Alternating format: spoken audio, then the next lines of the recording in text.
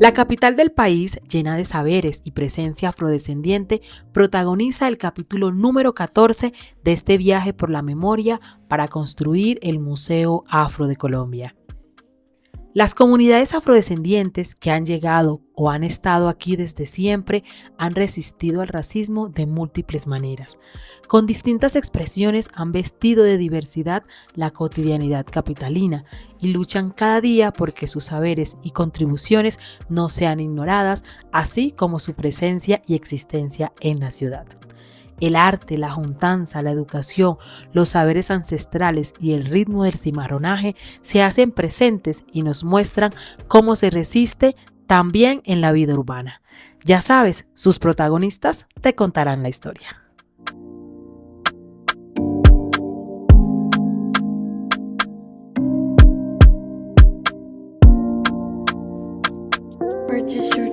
Hablar de la presencia afro en Bogotá es igual que hablar de la historia de Bogotá.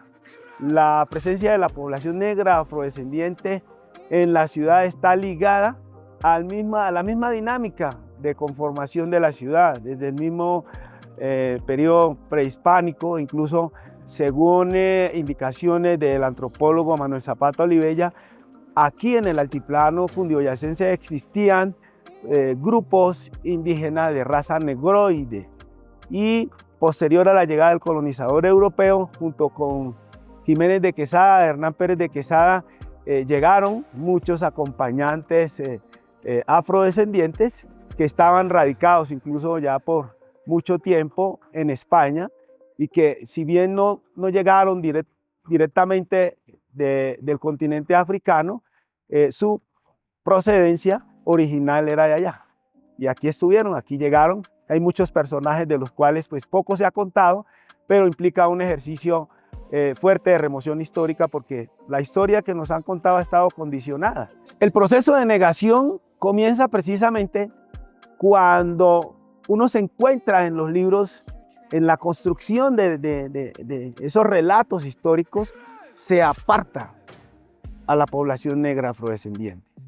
Porque en su momento la condición no era humana, la condición estaba relegada a la mercancía. Por ende, lo máximo que se habla en esos relatos históricos hacen referencia al trato economicista de la esclavización. Inventarios que los hay por doquier de los esclavizados que estaban a cargo de incluso de muchos funcionarios públicos, militares, eclesiásticos y demás autoridades civiles, religiosas y políticas que tenían a su cargo bienes, mercancía humana. De eso es lo que hacen referencia, pero no se mira más allá de quiénes eran esos personajes. Cuando llego a la ciudad de Bogotá toca hacer muchas cosas desde conocer la ciudad, desde aprender a movilizarse, desde conseguir espacios donde vivir y en segundo lugar, cómo vestirse y cómo adaptarse a una nueva sociedad que es la sociedad bogotana, que es una sociedad que no reconoce al afro o al que pertenece a otra etnia diferente a la del mestizaje. Siempre ha sido duro, pero cuando uno persevera puede alcanzar logros y objetivos, especialmente con lo que es la educación, trabajar y de eso mismo que uno trabaja, dar a los demás. Yo nací en Buenaventura en un contexto negro, entonces no veía la diferencia de serlo, pero cuando llegué aquí a Bogotá me di cuenta de que era diferente.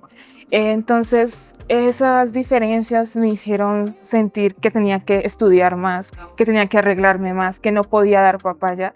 Y entonces después llegar a un espacio como el colectivo AfroN, te das cuenta de que realmente tú no eres el problema, que es una ignorancia, que es unos actos, unos comentarios que está dando la sociedad hacia ti, pero que tú no eres el problema, que realmente el problema son otros y que pues desde la individualidad, desde donde estamos, podemos hacer resistencia contra ello, que es lo más importante, como que uno empoderarse de que realmente yo soy esto y pues aunque te incomode, no me voy a incomodar yo. ¿Qué más observo? Que todo el mundo lo mira a uno, todo el mundo quiere saber uno cómo habla, cómo viste, qué es uno y cómo está uno. pues llego en el mes de abril, cuando ya habían empezado las clases, y me asignan un curso cuarto. Y cuando me asignan el curso cuarto, pues yo llego como maestro y a la gente se le olvida el nombre de uno, o le dicen a uno moreno, o le dicen negro, o no le dicen profe. Y cuando ya viene la primera reunión y el primer contacto con padres de familia, lo primero que le dicen en los chicos, me conté con el morenito, me tocó con el profesor negro, pero jamás se le dicen el nombre a uno.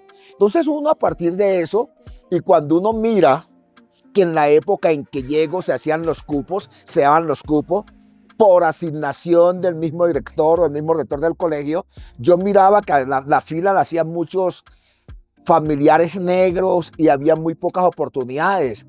Habían 1 o 2 estudiantes máximo de estudiantes negros y que casi no accedían, y en la fila siempre decían, no hay cupo, no hay tal cosa.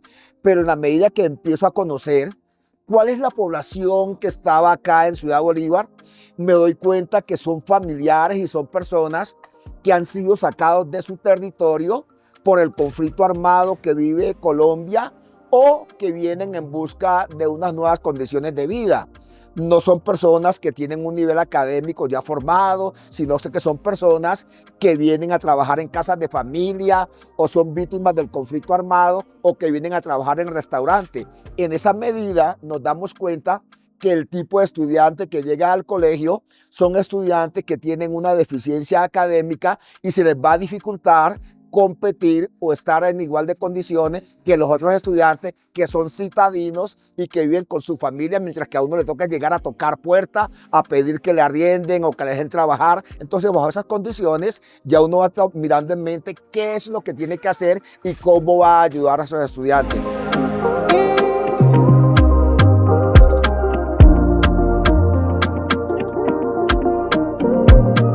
Creo que el racismo aquí en Bogotá es una situación que se ha logrado camuflar de una forma muy bien, o sea, de una forma como que le conviene a la gente de todas las partes.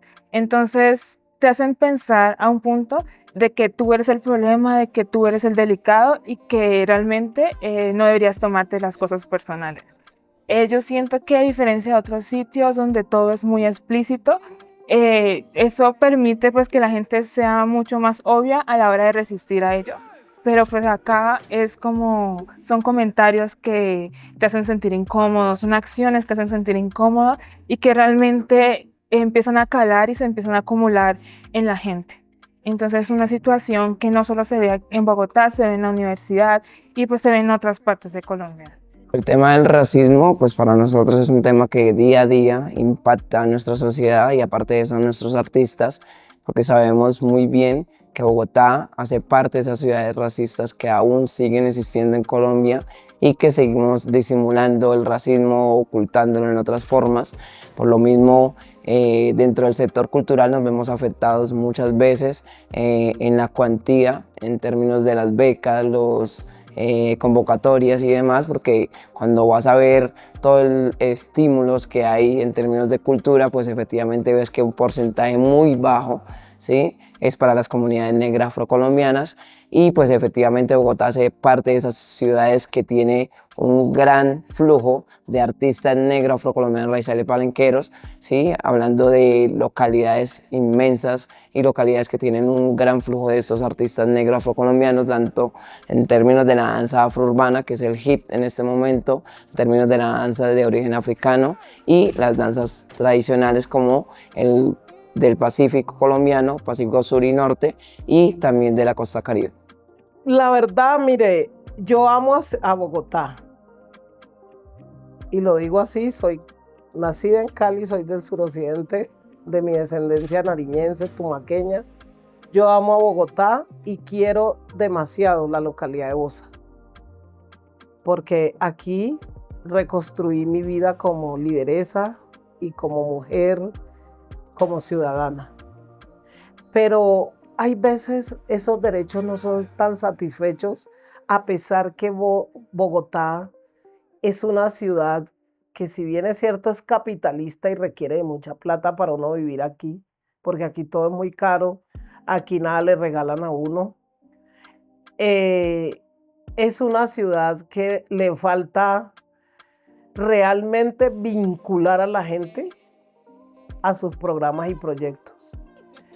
El racismo estructural, institucional, es muy bárbaro. Y hay que hilar muy delgado para darnos cuenta que te están discriminando. Entonces, ¿cómo se impide que los derechos estén satisfechos? Pues el racismo lo impide. Porque si tú llegas a una entidad, inclúyame en su programa de social porque estoy ahora desempleada, tengo un hijo o algo, entonces si te miran el color de piel, como a una señora le dijeron, una señora que es de la costa Caribe, le dijeron, pero usted no es negra, usted es costeña. O sea, la funcionaria le dijo que no entraba en la canasta afro porque ella no era negra, sino costeña. O sea, la autorreconoce el funcionario público. Usualmente las carreras universitarias, digamos, como los campos disciplinares diversos, usualmente hay una negación de lo negro y de sus aportes. Y el llegar a una ciudad y, digamos, el ser admitido en una universidad como la Universidad Nacional de Colombia implica una posición en la que es necesario un cuestionamiento hacia esas dinámicas académicas y también racistas que usualmente nos niegan y no nos permiten tener un lugar dentro del campus. El colectivo Afro-UN se muestra como un espacio afrocentrado en el que nuestras identidades se ven un poco reafirmadas y asimismo conforman una lucha conjunta para vencer un poco esas barreras y que exitosamente todos los que pertenecemos a este espacio logremos graduarnos y aportar a la sociedad colombiana.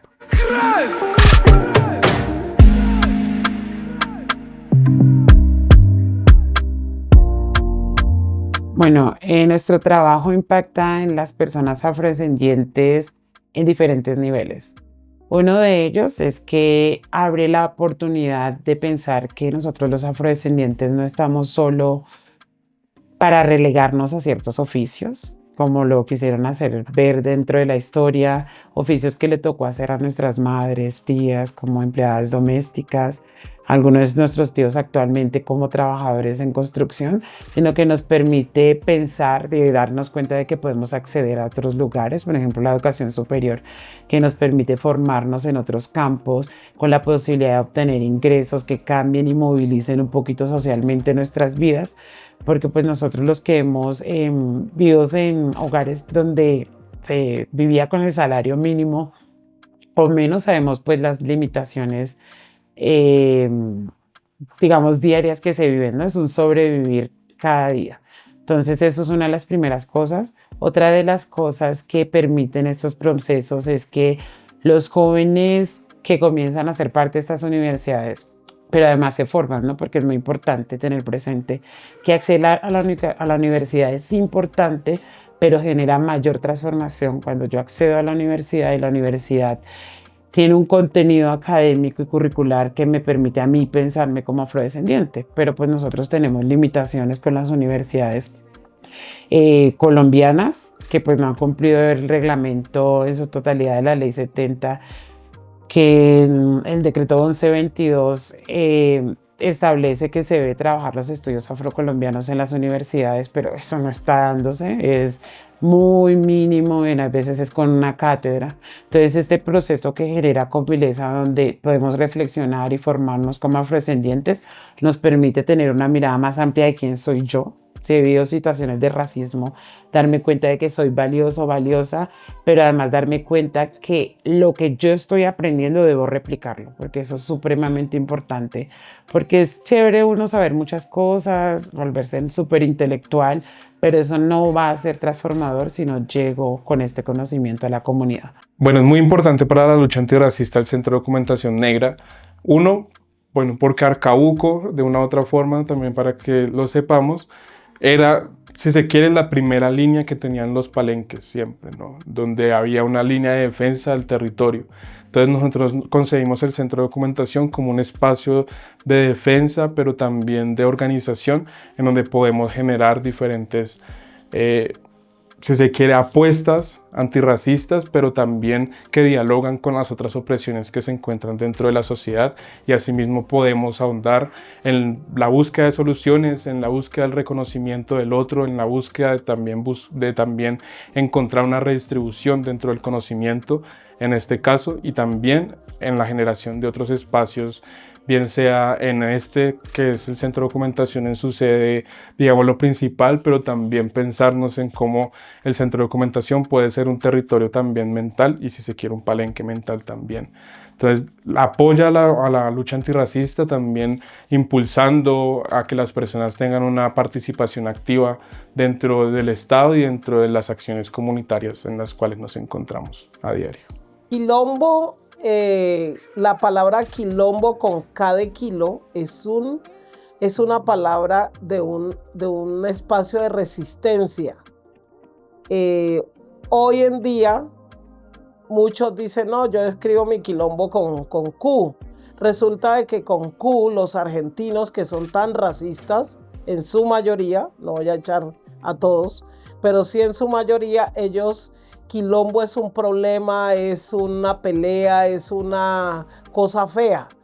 Y lo escriben con K con Q. Entonces nosotros dijimos, nosotros reivindicamos los quilombos de África, reivindicamos los quilombos de Brasil, y le vamos a poner con K de kilo. Fue una discusión bastante compleja, fuerte, pero terminamos en el proceso en escribirlos con K de kilo. Y aquí vino una comisión de República del Congo, y ellos nos dijeron que el quilombo era lo que hace este quilombo. Los quilombos de África es lo que hace el quilombo Niara Charay en la localidad de Bosa.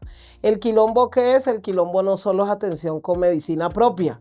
El quilombo es un proceso de resistencia, de lucha contra la discriminación racial y de fortalecimiento a los procesos organizativos del pueblo negro. Es importante desarrollar un tema de medicina ancestral, más que de quilombo del nombre, sino un proceso de medicina ancestral en Bogotá, porque en Bogotá hay muchas barreras de acceso a la salud de los negros y negras. Pero también es que si hacemos la misionalidad de los quilombos, si la desarrollamos, pues es un fortalecimiento a nuestra identidad cultural y a nuestro proceso social. Se fortalece el proceso social.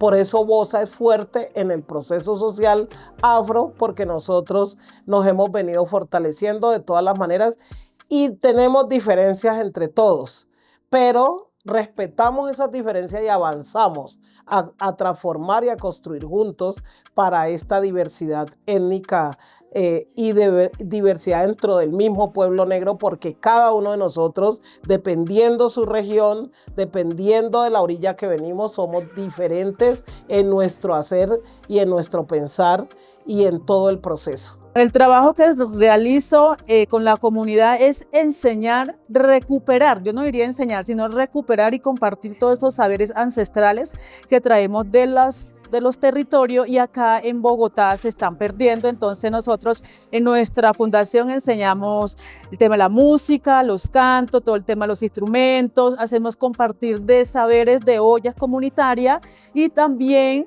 les enseñamos otras cosas que no son del Pacífico, porque no solamente es hablar del Pacífico, sino hablar de todo en general, pero digamos el enfoque directamente va con todos los saberes ancestrales del Pacífico. Se les habla de la comida, de los peinados, cuál es la importancia de cada tema y de cada cosa que nosotros hacemos, y por qué lo hacemos, por qué se hace una olla comunitaria, por qué es tan importante compartir esa olla comunitaria en familia y en comunidad, y cuáles son los valores que tiene esa olla comunitaria, porque hacer una olla comunitaria tiene unos valores muy importantes, como digamos compartir una olla tiene ese amor, esa sabiduría, tiene ese tema ancestral y tiene muchos valores y muchas cosas más que nosotros acá lo estamos perdiendo y lo que estamos tratando de traerlo aquí, digamos, a este territorio, a esta tierra de cemento, para que nuestros niños y nuestras niñas no pierdan, y nuestras mamás también, porque a pesar que algunas mamás somos del territorio, estamos perdiendo estos saberes. Cocinar con una planta, cocinar con la vija, como le dicen en nuestro territorio, vija o achote, cocinar ese arroz y taparlo con esa hoja blanca, con esa hoja de plátano que tiene un sabor muy diferente, echarle todas esas plantas sabrosas que uno le echa, como tumaco se llama chillango, el chirarán, todas esas cosas que uno acá no consigue o las consigue con otro nombre, pero traerlas del territorio es más sabroso y es más rico. Entonces para mí tiene un valor muy importante, que es recuperar y no dejar perder esas costumbres que nosotros tenemos y sabemos aquí en esta tierra de cemento, vuelvo y digo, porque es algo muy importante para nosotros, la población afro. El tema de la cocina, es decir, desde los enclaves mineros y toda la economía esclavista, el esclavizado tenía que, bueno, el esclavista le daba una ración, pero no era suficiente tampoco para las tareas y las labores que tenía que hacer el día a día el esclavizado. Y el esclavizado se armó unas estrategias como para garantizar su seguridad alimentaria y transformar todo lo que no tenía estatus en la mesa del esclavista, transformarlo en comidas exquisitas, ¿sí? Que poco a poco fueron como generando un proceso de transculturación con lo que él trajo de África y lo que trajo el europeo aquí, lo que él encontró aquí. Y realmente fue en el Fogón de Negro donde se configuró como ese primer rasgo de identidad cultural aquí en ese continente. La cocina afrocolombiana o afroamericana, pues la he explorado desde los Estados Unidos hasta Chile. Es decir, todavía sigue como un referente de lo que nosotros somos, ¿sí? Y está expresado en todos los platos. La semana pasada estuve en Guapi y hay un pandado y hay un sango y hay múltiples preparaciones que expresan como la cultura del territorio, ¿sí me entiendes? Es decir, el territorio proporciona unos recursos de mar, de río, de selva, que son transformados en la cocina del afrocolombiano, ¿sí? Y eso es lo que ha configurado y ha definido esa identidad, ese ideal de identidad cultural que nosotros hemos aportado a esta sociedad.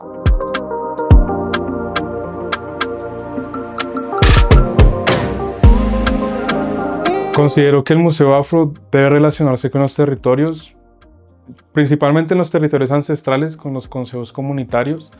Debe tener un diálogo en donde pues, las juntas o la comunidad entera pueda saber o entienda cuál es el propósito del Museo Afro, pueda participar, pueda decir, vea, este elemento que utilizamos nosotros puede servir para el museo, y que no sea al contrario, que sean las personas que están desde afuera, desde un sentido un poco colonial, de llegar y decir, vea, esta persona negra utiliza esto, pongámoslo en el museo.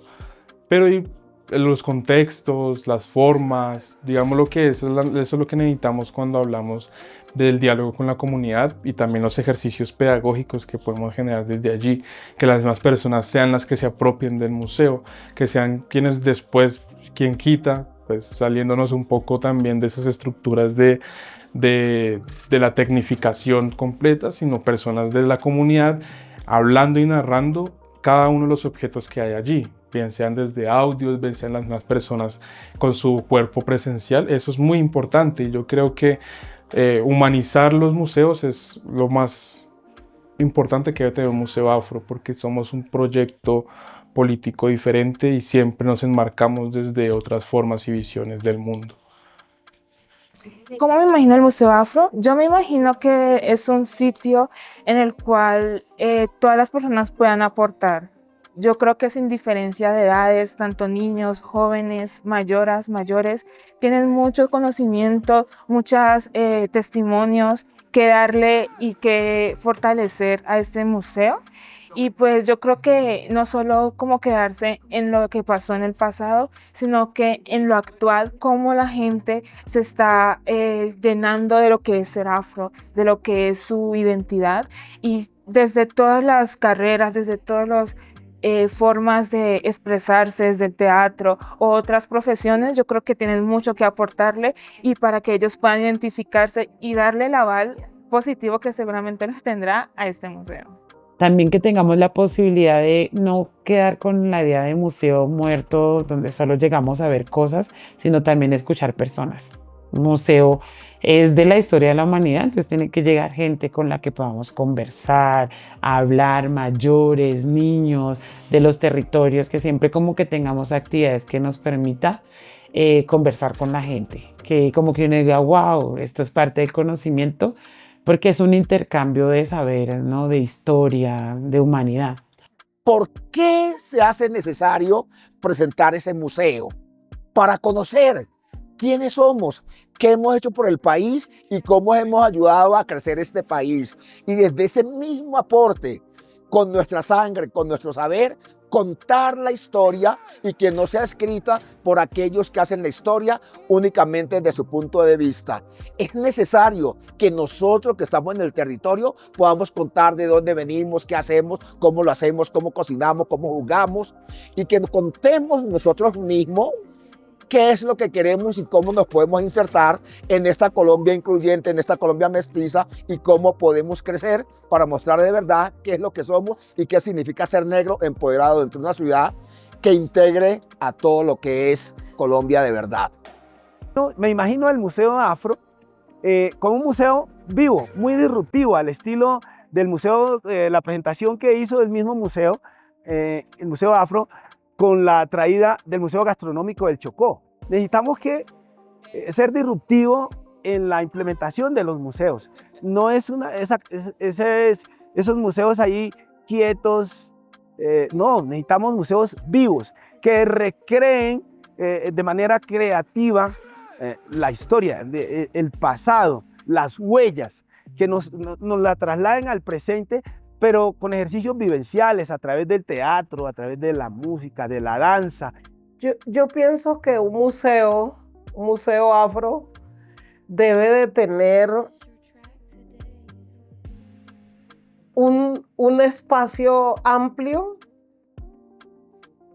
donde se reconozcan las prácticas ancestrales, donde se reconozca su origen de esas prácticas y donde se reconozca el origen de esas plantas medicinales, porque el origen está en África.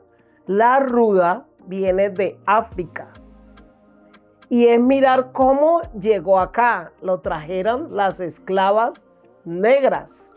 Y también en ese museo debe de estar la historia del desplazamiento que causó la traída de nuestras mujeres negras de sus territorios a servirle a los blancos. Y le digo porque mi abuela fue una de ellas. Ella fue traída por una familia muy conocida en el suroccidente colombiano. Y la trajeron de Tumaco a que le sirviera y además le criara la primera, segunda y tercera generación y cuarta. Y nunca le dieron un seguro de vida a mi abuela, nunca le pagaron un seguro social, nunca le pagaron salud, pero tampoco le pagaron pensión. Y mi abuela se murió en la pobreza absoluta. Y de eso hay muchas personas que ha sucedido lo mismo. Y muchos hombres que se vinieron a trabajar en la caña, a los ingenios, y que hoy están enfermos. Sí, con una pensión miserable y están enfermos. Eso debe quedar en el museo plasmado, porque lo que se dice en el caminar es que los negros somos perezosos, que los negros no nos gusta trabajar. Y nosotros le hemos aportado a la construcción de este país muchísimo. Científicamente, se le ha aportado ancestralmente, se le ha aportado espiritualmente y se le ha aportado culturalmente. Bueno, el mejor ejercicio de reparación que puede implementar el Museo Afro es recuperar nuestro orgullo y nuestra identidad, ¿sí? Que todas las expresiones que estén ahí representadas, nosotros nos identifiquemos con ellas, ¿sí? Es decir, es que el problema del afrocolombiano es que nosotros no tenemos referentes claros de identidad, ¿sí? Y es ahí donde nosotros tenemos que llegar, como ustedes hicieron esos conversatorios y en esas acciones que desarrollaron en el Museo Nacional con alianzas con Diana, que uno llegue y se escuche, ¿sí me entiendes? Que escuche a las portadoras del saber, que uno escuche y se identifique con esos conocimientos y esos saberes, ¿sí? Eso es lo que yo quiero realmente encontrar en el Museo Afrocolombiano, ¿sí? Que los artistas afrocolombianos sean conceptuales, sean artistas naif, sean artistas figurativos o qué sé yo, estén ahí su obra, ¿sí me entiendes? Tiene que ser un espacio para el artista colombiano que nunca tuvo acceso a otros espacios museísticos, ¿sí? Es ahí, ese es el desafío del Museo Afro, ¿sí? Constituir un espacio donde todos los afrocolombianos o los que se identifican con la cultura y la identidad afrocolombiana se vean representados.